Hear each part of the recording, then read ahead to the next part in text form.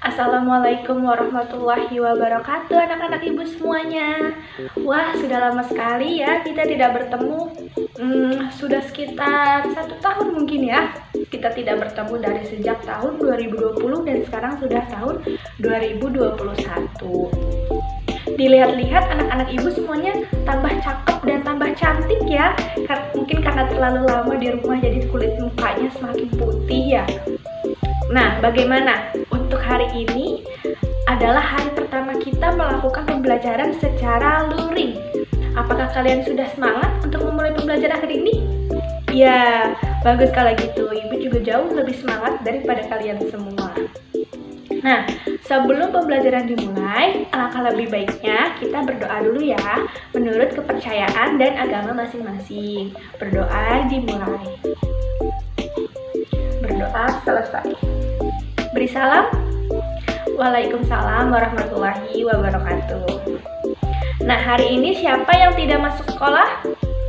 Oh, ternyata sekarang semuanya hadir ya. Semangat sekali anak ibu. Tepuk tangan dulu buat kita semua. Karena hari ini kita belajar secara luring, maka ibu minta kalian harus tetap memperhatikan protokol kesehatan ya. 3M, apa aja itu 3M? Ya, betul sekali, memakai masker, kemudian mencuci tangan dan menjaga jarak. Jadi nanti kalau misalkan kalian pulang dari sekolah, jangan lupa untuk langsung cuci tangan, kemudian ganti pakaian, kemudian gunakan maskernya yang betul, serta jaga jarak. Pulangnya jangan pada berebutan. Betul sekali. Nah, untuk mempersingkat waktu, sekarang ibu persilahkan kalian semua untuk menyiapkan peralatan sekolahnya. Untuk pembelajaran hari ini, kita akan belajar mengenai materi tentang dongeng. Siapa yang di rumahnya sering diceritakan oleh ayah dan ibunya mengenai cerita dongeng sebelum tidur? Siapa yang pernah? Ya, ada banyak sekali ya ternyata yang pernah didongengkan oleh kedua orang tuanya. Seru tidak cerita dongeng? Iya, seru sekali. Ada yang bisa menyebutkan mengenai contoh cerita dongeng yang pernah kalian dengar dari ibu bapak kalian? Ya, ada kancil. Kemudian ada apa lagi? Bawang merah, bawang putih. Betul sekali. Nah, sebelum kita belajar lebih jauh mengenai dongeng, ada yang tahu nggak dongeng itu sebenarnya apa sih?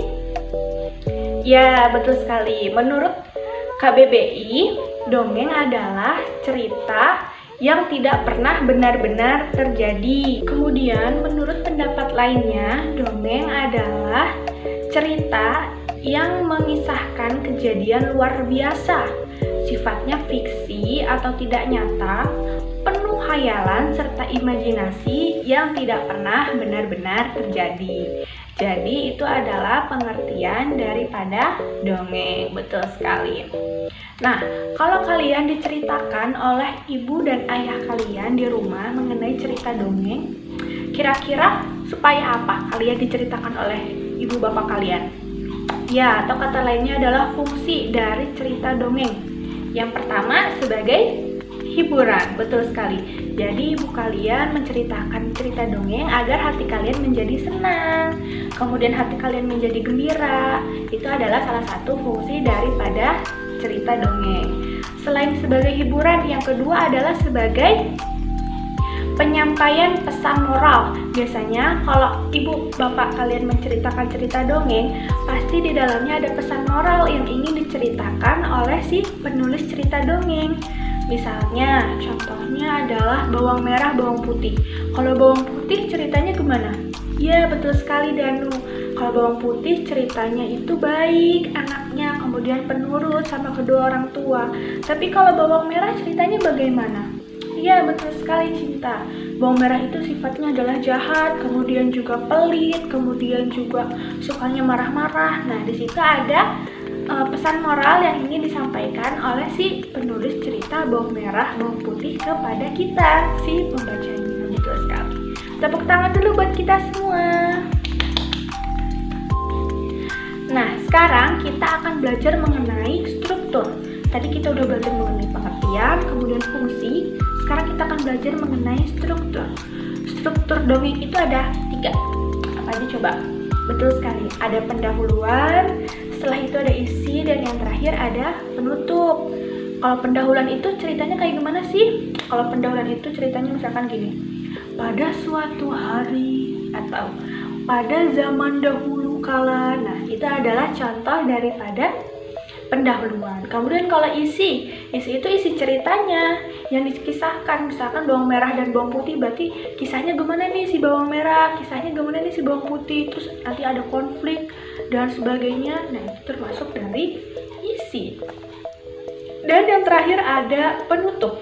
Penutup itu biasanya diakhiri dengan akhirnya mereka berdua hidup bahagia selamanya. Nah, itu adalah contoh daripada penutup seperti itu. Jadi tadi ada 3 bagian dari cerita dongeng. Apa aja?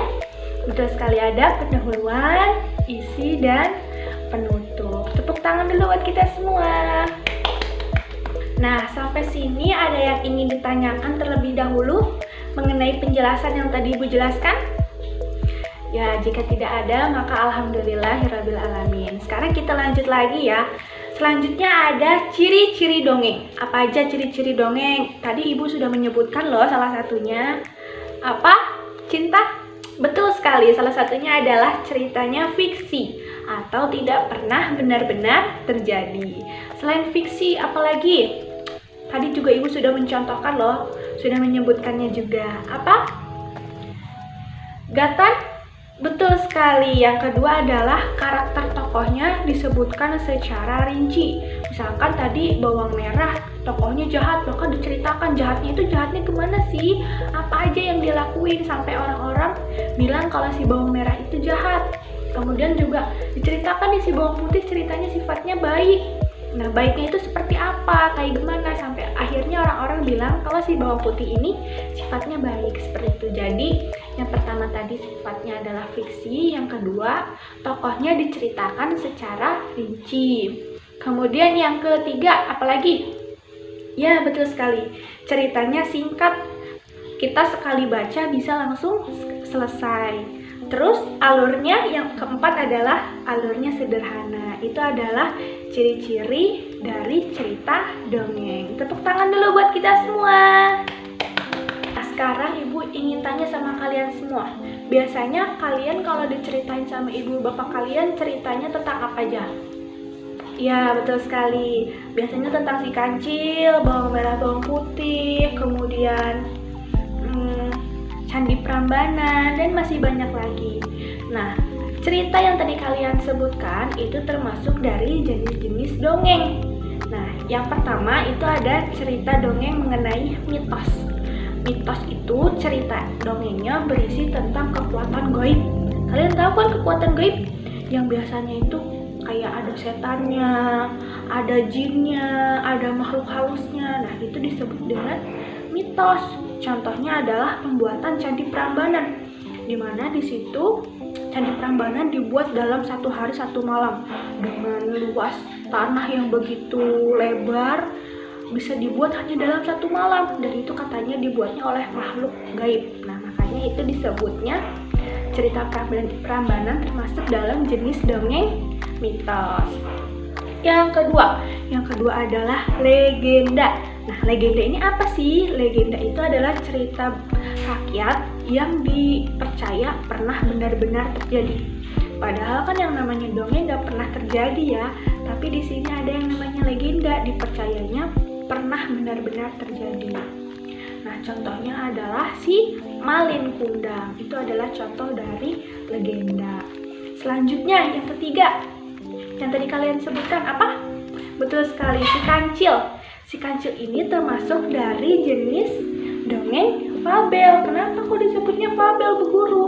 Soalnya di situ kancilnya bisa ngomong. Si kancilnya bisa berpikir cerdas seperti manusia. Padahal kan hewan nggak bisa ngomong. Hewan kan juga nggak bisa berpikir secara cerdas seperti manusia, ya kan? Nah, makanya karena di sini hewannya bisa meniru sifat manusia, maka disebutnya dengan fabel. Ada mitos, legenda, fabel. Selanjutnya ada hikayat. Hikayat ini apa? Hikayat ini adalah cerita rekaan yang menggambarkan tentang keagungan atau kepahlawanan.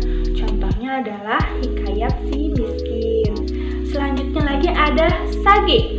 Yang kelima, Sage ini adalah cerita sejarah yang telah menyatu dengan fantasi.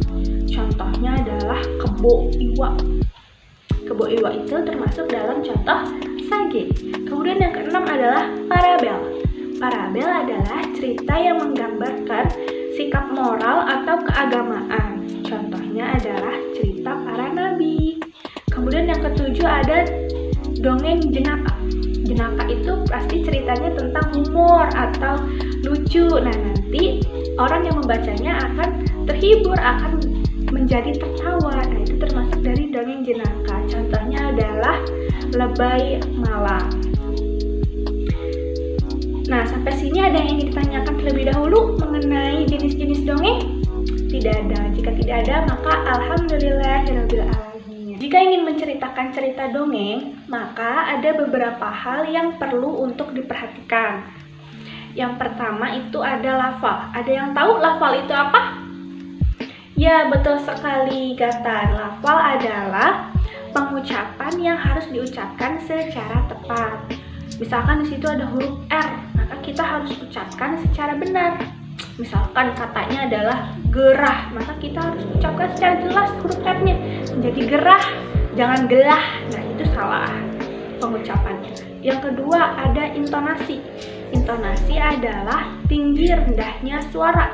Misalkan ada cerita yang menggambarkan sedang marah, maka kita harus membacakannya juga secara marah dengan intonasi yang jauh lebih tinggi. Misalkan seperti ini. Bagaimana ini? Kenapa bisa seperti ini? Nah, itu adalah contoh intonasi yang betul.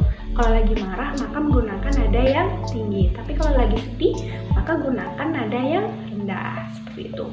Tadi ada lafal, kemudian intonasi. Yang ketiga ada ekspresi. Ekspresi itu adalah penghayatan dan perasaan saat membaca atau menceritakan dongeng. Jadi perasaannya itu bermain. Kalau lagi sedih kita merasakan sedihnya, kalau lagi marah kita merasakan marahnya. Penghayatannya, mukanya menggambarkan keadaan yang sedang dibaca, seperti itu. Kemudian yang keempat ada tanda baca. Nah, jika ada tanda koma, maka kita harus berhenti sejenak. Tapi kalau sedang ada tanda baca titik, maka kita harus berhenti terlebih dahulu, baru nanti kita melanjutkan. Jadi kalau baca jangan langsung ngedredet aja kayak kereta lagi lewat, nggak ada titik, nggak ada koma. Tapi kita harus perhatikan agar yang membacanya pun mengerti apa yang sedang kita bacakan. Betul sekali. Terus yang terakhir ada suara lantang. Jadi kalau membacakan dongeng suaranya harus kenceng, harus lantang biar pembaca yang di belakang sana tetap kedengeran. Baik yang di depan atau yang di belakang tetap kedengeran kalau suara kita kenceng. Tapi kalau kita suaranya kecil, bisa jadi cuma yang barisan depan doang yang kedengeran, yang barisan belakang nggak kedengeran gitu. Jadi ada apa aja tadi? Hal-hal yang perlu diperhatikan ketika kita akan bercerita atau mendongeng. Yang pertama ada lafal, kemudian ada intonasi, ekspresi, tanda baca, dan suara lantang. Betul sekali. Tepuk tangan dulu buat kita semua. Tadi kalian mendengarkan penjelasan dari Ibu mengenai cerita dongeng. Kemudian sekarang Ibu akan membagikan mengenai LKPD yang harus kalian kerjakan. Tolong ketua kelasnya bagikan kepada teman-temannya ya. Nah, untuk waktu pengerjaannya Ibu tunggu selama 30 menit. Bagaimana? Cukup? Ya, jika cukup, sekarang kertasnya boleh kalian buka, kemudian kalian kerjakan ya. Ibu tunggu selama 30 menit. Silahkan. A few moments later. Karena sekarang sudah 30 menit, tolong kumpulkan kembali hasil pekerjaan kalian di meja Ibu ya.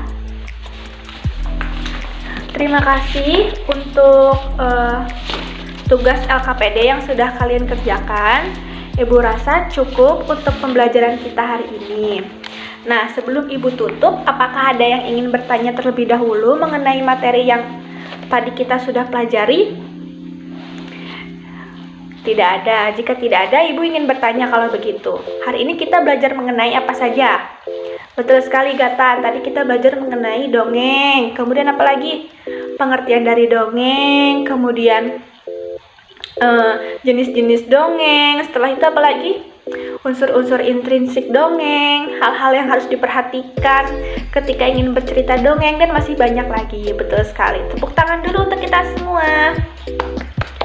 Jika tidak ada yang ingin ditanyakan, maka kita akhiri saja pembelajaran hari ini dengan membaca doa menurut agama dan kepercayaan masing-masing. Berdoa dimulai. Berdoa selesai. Cukup sekian pembelajaran hari ini. Mohon maaf apabila ada kesalahan dari Ibu. Mohon dimaafkan. Wabillahi taufiq wal hidayah. Wassalamualaikum warahmatullahi wabarakatuh.